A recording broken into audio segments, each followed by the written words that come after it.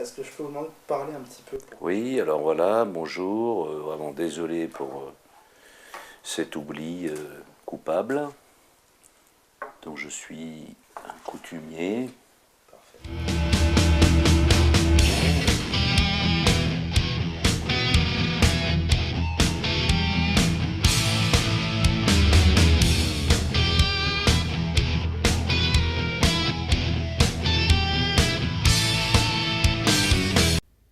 Je ne veux pas être avocat.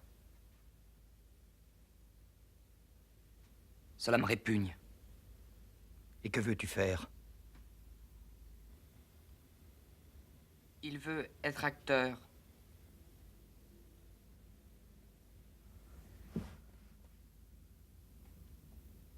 J'ai sans doute mal entendu.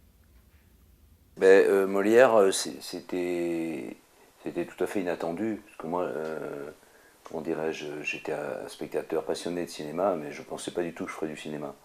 Je ne pensais pas que ce serait du tout dans mon trajet ou dans mon destin, même si je peux dire.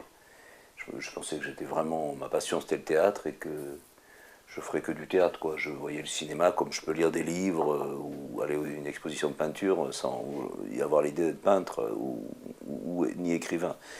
Mais ce projet, il est né du théâtre, puisqu'il est né au Théâtre du Soleil. C'est Ariane Nochkine qui, après L'Âge d'Or, le spectacle qui a été un peu spectacle d'initiation au théâtre pour moi, de masque et de comédie dell'arte, qui a eu envie d'écrire une vie de Molière, sans doute pour explorer quelque chose qui avait à voir avec l'écriture théâtrale et l'improvisation et aussi la question de la troupe, etc.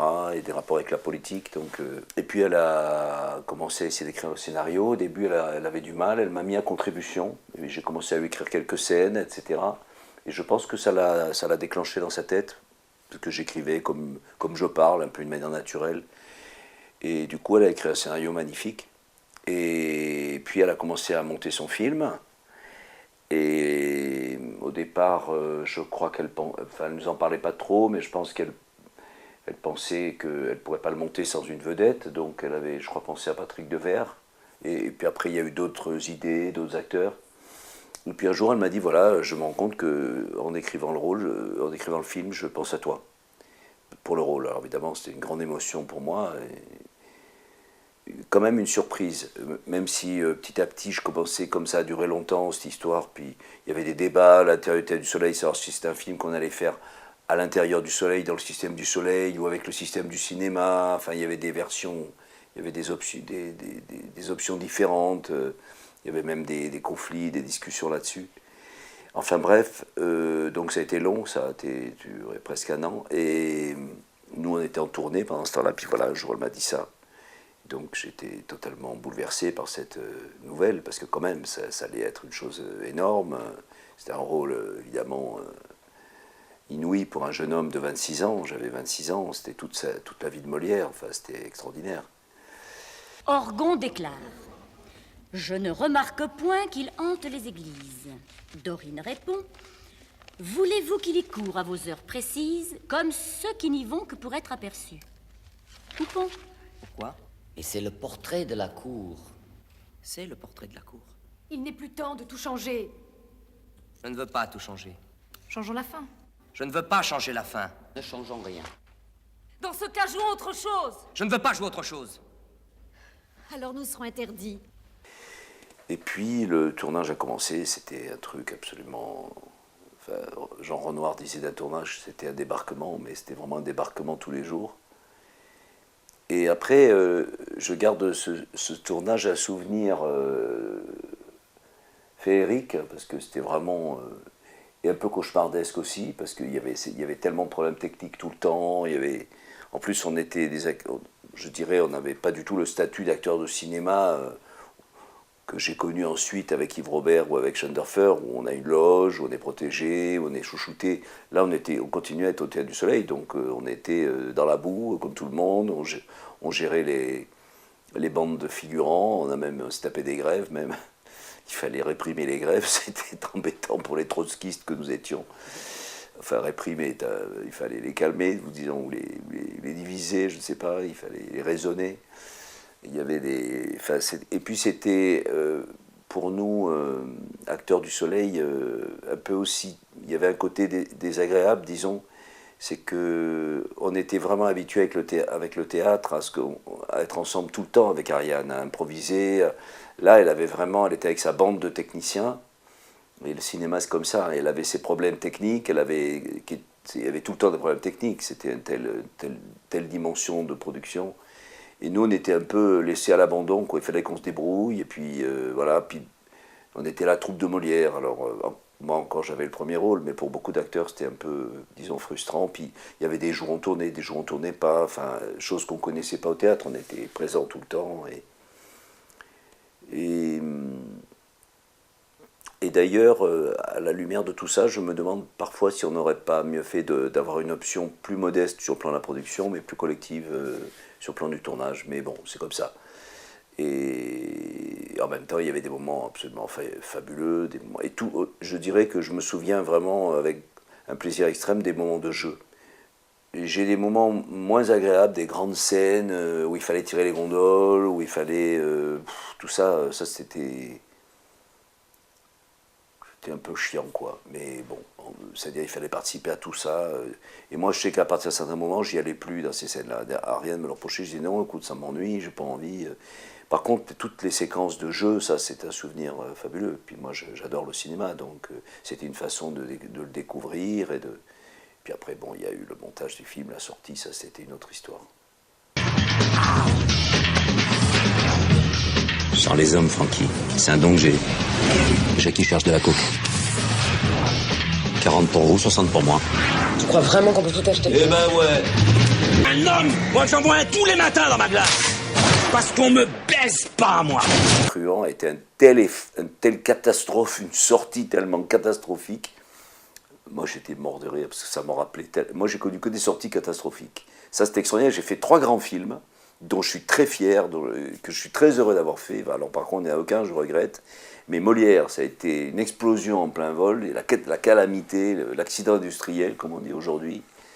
La gloire de mon père, Château de ma mère, qui était un énorme succès public, était méprisé par la critique, mais totalement méprisé par la critique, et moi en particulier. Quant à Truand, à nouveau une catastrophe industrielle, moi traîné dans la boue, sauf que là j'avais quand même, et je consolais, je me rappelle, Schendorfer, Frédéric, qui lui prenait son premier vrai bide fort, donc il buvait beaucoup de vodka, et il avait la haine des journalistes, je disais t'inquiète, ça doit être de ma faute, parce que moi j'ai déjà vécu ça avec Ariane, je disais t'inquiète, il y a des grands cinéastes qui ont connu ça, faut pas s'énerver contre les journalistes, c'est leur boulot, ils m'attaquent personnellement, je dis bah oui, ils t'attaquent, voilà, bon si regarde, ils disent que je suis nul, c'est pas grave, faut pas les croire. Tout le monde me disait sur le tournage, putain tu vas exploser, tu vas être l'acteur qui va balayer tous les autres, le marché va être polarisé sur toi, il n'y a pas eu... D'ailleurs, quand le film est sorti, il y a eu une première projection privée à Canal, et moi je n'y étais pas allé, Véronique est allée, et elle m'a raconté, elle m'a dit, ils étaient tous là, tous les acteurs qui pouvaient être en concurrence avec moi, de toutes les stars de mon âge et tout, ils étaient tous là, terrorisés, et finalement ils sont tous sortis soulagés, en se disant, bon, ça passera pas. Ils jouent pas comme il faut jouer au cinéma, c'est-à-dire sans bouger les lèvres, et voilà. Cette année-là, mon père fit un bond de comète. Il fut nommé instituteur titulaire à l'école du chemin des Chartreux, la plus grande école communale de Marseille. Papa! Où tu vas? À l'école. Je pense que les vedettes de cinéma, et j'ai beaucoup d'admiration pour les vedettes de cinéma, parce que c'est un métier très difficile, très très difficile. D'abord, c'est très dur d'être bon au cinéma. Je pense, contrairement à ce qu'on croit, que c'est beaucoup plus facile d'être bon au théâtre, parce que c'est tout tricher le théâtre. Tout tricher. D'être vraiment bon, c'est difficile au théâtre, mais c'est pas grave d'être vraiment bon. Il faut être bon pour les journalistes. Et être bon pour les journalistes au théâtre, c'est facile. Il suffit de marcher les pieds en dedans, de parler comme ça, de faire des trucs bizarres, et parler un peu comme ça, voilà, et c'est parfait, ça passe très bien. C'est-à-dire, on peut être très mauvais, qu'on écrive dans les journaux que vous êtes très bon, donc vous êtes tranquille. Au cinéma, c'est pas comme ça. Parce qu'au cinéma, il faut être naturel. Et qu'être naturel, c'est très difficile. Surtout avec un truc comme ça devant vous, avec une équipe, sachant que même s'il y a 12 prises, il n'y en aura pas 13. et que le lendemain on va passer à autre chose, alors qu'au théâtre on a des mois et des mois pour se refaire, se changer, s'améliorer, recommencer, etc. Donc contrairement à ce que les gens croient, moi je trouve le cinéma bien plus, pour un acteur, bien plus difficile. Et c'est pas pour rien que les meilleurs acteurs de théâtre en général vont au cinéma. Galabru par exemple, il disait le théâtre, sa passion c'était le cinéma, et là où il avait envie d'aller c'était au cinéma. Il faisait du théâtre parce qu'il n'avait plus de propositions de cinéma. C'est là où l'art de l'acteur est porté à ce qu'il a de plus subtil, de plus intime, de plus difficile. Il sait qu'il est ruiné, Violaine, il est complètement ruiné. Il a perdu ses chalets, ses usines, ses châteaux. C'est une véritable tragédie. Ah rien, parle pas tout fort, il entend tout. Non, Violaine, je te parle comme ça, dans le bruit du moteur. Gaga, gaga, gaga. Ah Yann, excuse-moi, je t'entends. C'est vrai, vois-tu, je suis ruiné, mais ça ne me touche pas. Comment te dire? Je suis un philosophe, je ne m'attache pas aux choses de la terre, crac-crac. De toute manière, Henri, ne t'inquiète pas, il y a du travail à la technique. Eh bien, ça tombe très bien. Figure-toi qu'actuellement, j'écris un livre sur Mao, et crac-crac-crac-crac, crac-crac-crac-crac. Violaine, Henri écrit un livre sur Mao, alors là, moi, je passe en 5e, hein, crac-crac-crac-crac. Moi, je suis pas sensible à l'humour. J'aime la drôlerie, mais l'humour, ça me fait pas rire. Ou alors, il faut que ça soit dans le génie. Quand c'est des proches, oui, mais ça c'est carrément la philosophie, parce qu'on peut dire l'humour français, ça peut être extraordinaire. Moi, je n'étais pas fan de Coluche, par exemple. Bon, il a un talent formidable, hein, mais je n'étais pas fan. Je suis fan de Vos. Il y a quand même un humour français, si tu veux, qui... De Vos, des proches, c'est extraordinaire, des proches. C'est carrément de la philosophie.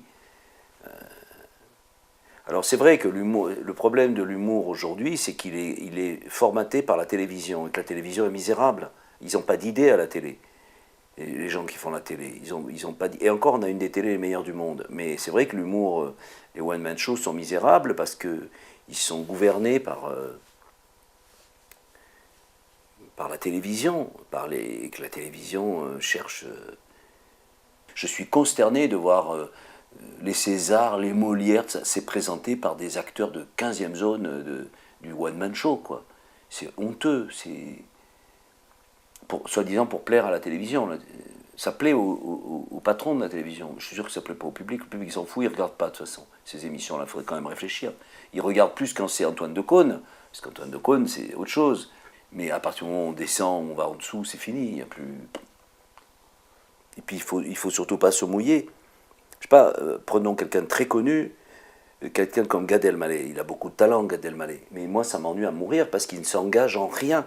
Il ne s'engage pas humainement, il ne s'engage pas politiquement. Un comique qui ne s'engage pas, c'est à mourir d'ennui. Pour moi, Jamel Debbouze, c'est un génie comique. C'est merveilleux, il s'engage. Il s'engage dans son accent, il s'engage dans...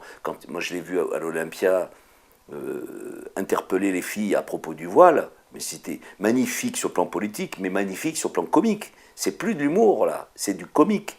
C'est pas pareil, c'est plus du tout pareil, c'est du vrai comique. Par contre, le public, quand il retrouve les émotions qu'il a eues avec De Funès ou avec du billard pour le public un peu plus snob, moi j'ai vu jouer du billard au théâtre, j'ai jamais ri comme ça de ma vie. Roland Dubillard, c'était un acteur comique, mais on était mort de rire, on était malade de rire de le voir faire. Parce que c'était profondément tragique. Bien sûr, le vrai comique, il est tragique. Et c'est ça qui manque dans les one-man shows. C'est pas tragique, c'est amer, c'est plein de ressentiments. Les filles jouent qu'elles sont laides et qu'elles n'arrivent pas à se faire des mecs. Et très souvent, c'est des jolies filles qui jouent ça en plus, c'est insupportable. Les mecs, c'est tout sur le deuxième degré, l'arrogance, c'est un humour sûr de lui, dominateur, macho, alors on n'en parle même pas, misogyne. Il a raison, Finkielkraut. Il a raison, Alain Finkielkraut, là-dessus. Il dit que le fascisme, une certaine dose de fascisme passe par cet humour-là. Il a raison, je suis d'accord avec lui. Alors que Raymond DeVos, De Funès même, c'est pas fasciste, quoi. C'est l'inverse. C'est subversif. J'ai tout mis dans ce film, tout. J'ai mis ma femme, j'ai mis mes filles, j'ai mis mon chat, j'ai mis mon chien, j'ai mis ma maison, j'ai mis ma voiture, j'ai mis mon bateau, j'ai mis mes tableaux, j'ai mis mon manteau. Je n'ai plus rien. Plus rien. Vous n'auriez pas du feu, je n'ai même plus de feu. Il y a différentes façons d'être populaire. Il y a d'être dans tous les journaux, de passer dans les jeux à la télé, de faire... Et puis il y a une autre popularité qui est une popularité de fond, qui est voilà, de savoir, d'avoir vu une pièce, d'avoir vu un spectacle.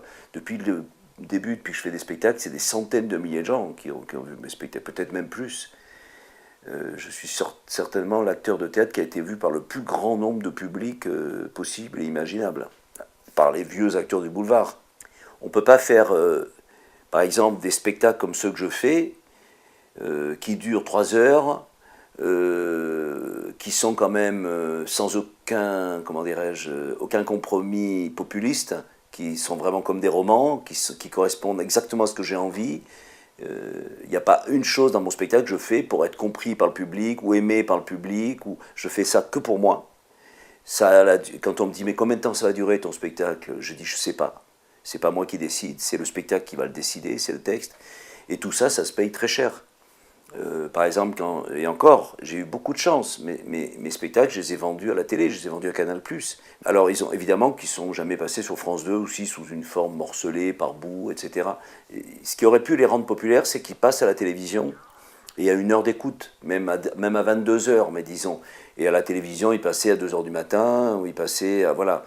Mais ça, le système de la télé étant ce qu'il est, mes films ne peuvent pas passer à la télé, c'est pas possible. Parce que je pense que mes spectacles sont très populaires. Là-dessus, je ne suis pas d'accord avec Véronique, elle me dit non, machin. Je pense qu'ils sont très populaires. Je pense que n'importe quel public, au bout d'un moment, s'il en voit 1 ou 2, il comprend le système et il rentre dedans. Mais peut-être même pas 2, même un seul suffit. Mais il faut avoir le temps d'entrer dedans. C'est évidemment plus difficile à suivre qu'un one-man show de...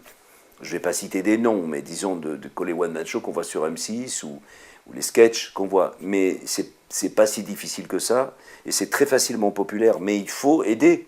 Il faudrait, un jour c'est Edwy Plenel qui l'avait dit à une émission de télé, il a dit, mais la révolution culturelle, c'est passer Cobert à 20h, à 20h30.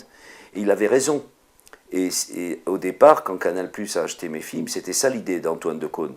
C'était de faire une soirée d'initiation à mon travail, de me faire parler, de me montrer des films où on me voyait travailler, de passer un premier film en effet à 20h, à 1 heure de grande écoute, de le passer peut-être en 2 parties, de faire une pédagogie minimale, mais en même temps, tout le long de mon travail, de ma vie, des 40 années que j'ai passé à travailler, et c'est pas pour me consoler que je dis ça, c'est la vérité, chaque obstacle que j'ai eu, et même chaque échec, m'a tellement été profitable dans mon travail ensuite, que je ne peux pas me dire j'aurais dû faire ci, j'aurais dû faire ça. Je ne peux pas. Et comme à partir du moment où j'ai fait le roman d'un acteur, j'étais obsédé par l'idée de filmer, et ben la célébrité dont vous me parlez, je suis profondément sûr que je l'aurai quand je serai mort.